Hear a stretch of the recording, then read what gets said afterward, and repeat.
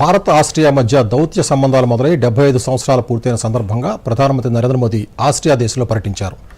Austria అధ్యక్షుడు Alexander van der, chancellor Karl నెహమ్మర్తో భేటీ అయిన ప్రధాని ద్వైపాక్షిక అంశాలపై చర్చలు జరిపారు. వివరాలు చూద్దాం.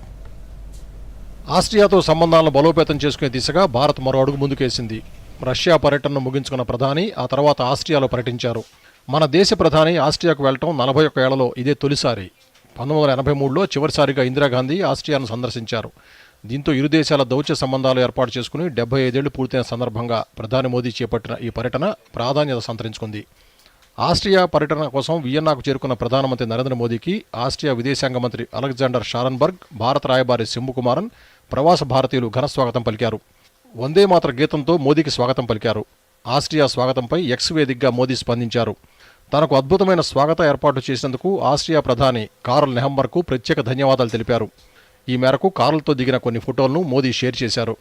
అనంతరం వియన్నాలో ఆస్ట్రియా ఛాన్సలర్ కార్ల్ నెహమ్మర్ మోదీకి ప్రత్యేక విందు ఇచ్చారు. విందుకు హాజరైన మోదీని స్వయంగా స్వాగతించిన ఛాన్సలర్ కార్ల్ నెహమ్మర్ ఆత్మీయ ఆలింగనం చేసుకున్నారు. ప్రధానితో సెల్ఫీ సైతం దిగారు.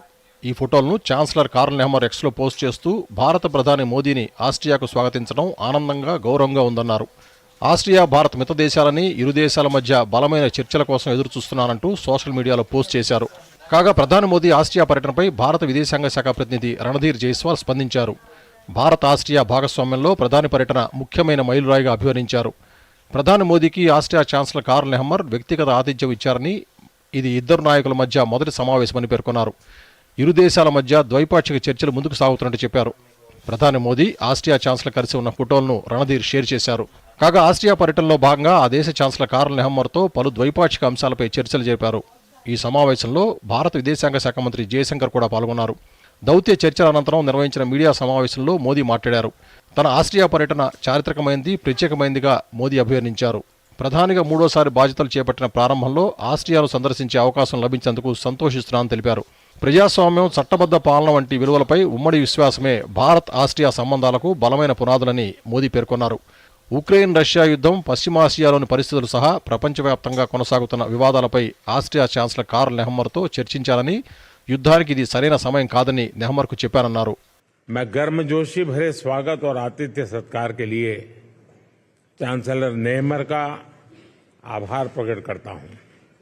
मुझे खुशी है कि मेरे तीसरे कार्यकाल की शुरुआत और शुरुआत में ही ऑस्ट्रिया आने का अवसर मिला. मेरी यह यात्रा ऐतिहासिक भी है और विशेष भी है. 41 साल के बाद किसी भारतीय प्रधानमंत्री ने ऑस्ट्रिया का दौरा किया है.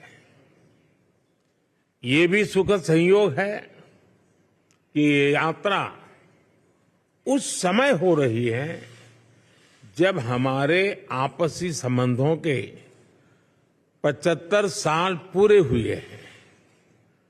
फ्रेंड्स, लोकतंत्र और रूल ऑफ लॉ जैसे मूल्यों में साझा विश्वास हमारे संबंधों की मजबूत नींव है.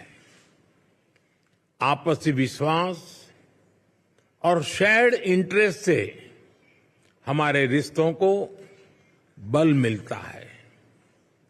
आज मेरे और चांसलर नेहमर के बीच बहुत सार्थक बातचीत हुई.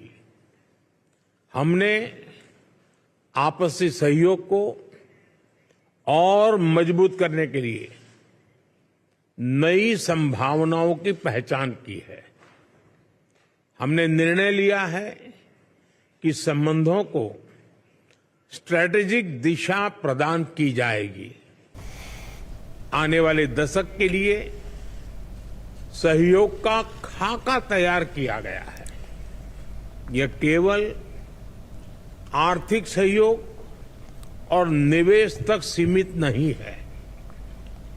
इंफ्रास्ट्रक्चर विकास, innovation, renewable energy, hydrogen, water and waste management, artificial intelligence, quantum जैसे क्षेत्रों में एक दूसरे के सामर्थ्य को जोड़ने का काम किया जाएगा। Bureau report, Doordarshan news.